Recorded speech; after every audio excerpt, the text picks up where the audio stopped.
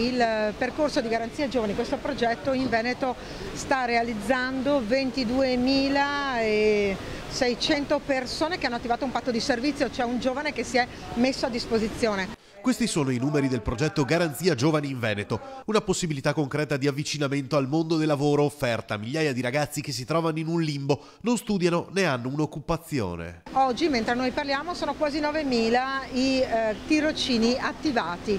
Molti di questi ragazzi hanno già fatto un'esperienza di lavoro. La ripresa a livello nazionale sta aiutando, ma la locomotiva nord-est sta facendo ancora una volta la sua parte. Secondo la Donazzana lo testimoniano i numeri sulla disoccupazione, in particolar modo quella dei più giovani. Il risultato è che qui la disoccupazione giovanile è 1,5 punti percentuale inferiore di quanto sarebbe senza la formazione professionale e senza questi percorsi di inserimento. Un modello veneto esportabile, dice la Donazzan, anche se Renzi ha espresso perplessità su questa proposta, parlando di un tessuto imprenditoriale locale che nessun'altra regione ha. Questo è un modello di governo che ha visto investire risorse pubbliche con la priorità per l'inserimento dei giovani nel mondo del lavoro e non solo per fare istruzione o formazione.